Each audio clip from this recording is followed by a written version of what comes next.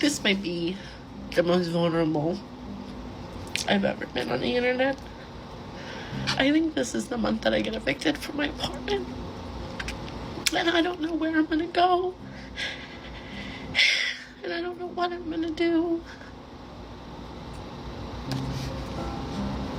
And I'm really scared. I work a full-time job. I've applied for part-time jobs. Nobody gets back. I live in a one-bedroom. I can't get a roommate. I don't know what the fuck to do. I've taken 2 pay cuts since moving into this apartment. My rent has only gone up. The cost of everything has only gone up. I'm really tired of having to choose between rent or food, or rent or other bills, or other bills or other food. Like, I'm truly just so broken, so exhausted, and I don't know what else to do anymore. This is the month, I think, where everything comes crashing in on itself. And I'm just really scared. So, I don't know. I just hope you all have a great day. Thanks for listening. Why do they put the music behind it? It almost looks like, oh my God, I want to make this even more dramatic than it already is, so on and so forth. Um, if you're asking me to choose rent or food, I'm going to choose rent 100 times over 100 times. You can literally go on the street and people will buy you food. You know what I'm saying? So I don't know what that means. I do think that you are seeing a reckoning with women who don't have similar survival skills as men. Men, I know guys that happen to this and they couldn't come on the internet and cry about it and get any sympathy. And nobody cares. Nobody cares whatsoever. Now that doesn't diminish her situation, and I guess the thing about it is that first of all, you have to go through with a fine tooth comb to find out exactly how she found herself in this situation in the first place and what her rent is. But I think that women are starting to feel it when they said that they would never feel it. I remember when we were in a time where women were saying that men need to get their stuff together, that they needed to catch up, that, we had to figure out our lives and all of this stuff. What I do know about men is that their survival skills is on 10,000, right? And so what we're seeing right now, again, is a reckoning, in my opinion. It's a reckoning in that a lot of people are having to figure out what the reality of everything is now that the government won't subsidize their lifestyle and subsidize what they got going on. Whereas women of yesteryear used to have, they used to be in a situation where they would pair themselves with the best available guy and then they would work together. And then, I remember over the last, I don't know how many years, people been talking about what they ain't going to do as far as partnering with a person or going 50-50, or they don't want no man that don't make $100,000 a year. And I'm not saying that this is her situation, but I'm just using this to leapfrog into a conversation that culturally men were rejected and they were not looked at as good providers or people that they should pair bond with and get married to, and then you wouldn't be finding yourself in a lot of these situations at all. I see people um, now being very, very humble, very, very humble, and it's almost like we had to see this. I wish we never seen it, but it's almost like we had to see it to realize that it was real, that it was right there in front of our face, and it's important for you to. Let me say this for young people, and then we're going to go over to the next one. Don't be so quick to move out. Don't be so quick to take in debt. For a lot of people, they say that their rent is X, but then they have all all of these other things.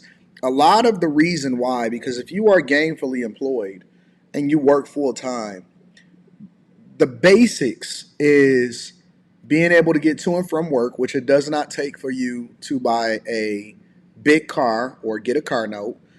A lot of people shun public transportation.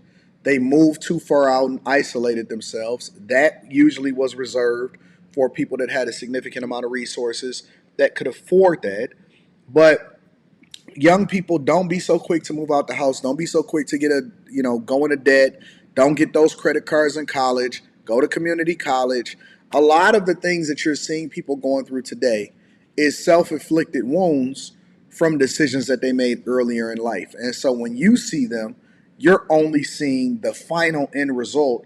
You're not seeing how they got there in the first place. You're only seeing them say, "Oh my God, this is what my situation is."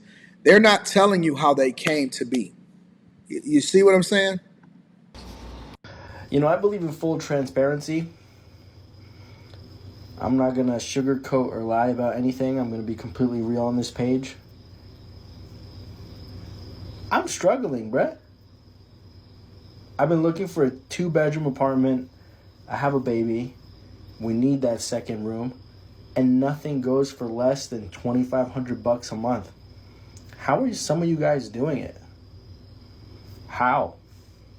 With car insurance, car payments, rent, gas, and a few other things. How are you guys making it through? I remember people laughed at me because I refused, and I had already became a millionaire at that point. I had refused to leave a free place in order to get this place to stunt for everybody else. Um, and I refused to leave it because my father was the maintenance guy and I was basically living there for free. And people laughed at me and they went back and they said, he ain't, oh, he always talking about money. He talking about how you need to stack. He talking about how you need to save, whatever, so on and so forth. And it was almost like a Noah's Ark thing because I had been preparing people and I tell people like, yo, it's not always going to be good for everybody. And people are spending it as fast as they can get it. And this is not going to be ideal. And so I was living for free, literally. When my father wound up passing away was when I finally started to break out. And I said, okay, you know what I'm saying? We got all of these rental properties, whatever, so on and so forth. And so, we're going to go ahead and pay for something because we didn't have a choice at that point.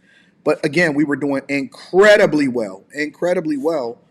But the rent at that place, which I still believe is still somewhere around there, and it was 2 bedrooms, a basement, a full finished basement, a living room, all of that. Like it was dope. I mean, it was dope. It was 2 bathrooms, 2 bedrooms, all of that stuff. And I think I might have been paying like 900 a month for a couple months until I wound up moving out. I don't even think it was 900. It might have been 880 or something like that. It was like a townhouse. And it was dope. It was dope. It was a dope community. It was close to my daughter's schools and all of that stuff. But people stuck their nose up at that lifestyle. And it's funny because I see people saying, how are people doing it? I find places every single day that only charge X amount, Y amount, and people turn their nose up on it all the time. I'm barely just making it by, and I have a pretty decent job. I got paid pretty well to hold the family. But 2500 bucks a month? Like, are these people like going crazy? And like now I'm looking at like actual like not apartment buildings or like luxury apartments. I'm looking for people who own duplexes and have like multifamily homes. They're charging the same thing. And the apartment's like beat up. Like, what's wrong with people? Like, it's not like your mortgage went up because you guys have been paying it off since you bought it like Don't 4 years ago. start You that. guys are just being greedy. You don't know what people. Oh, I'm doing it just because everybody else is doing it. You're gonna have to kick people out because it can't. People getting bitter now. You can't start counting somebody else's pockets. You don't know what they got going on. I'm gonna talk about the rent. I'm gonna talk about the rent on the Millionaire Morning Show. Make sure y'all tap into the Patreon link is in the description. Teach Henley 40% off your first order, 20% off for life. I love y'all. I appreciate y'all.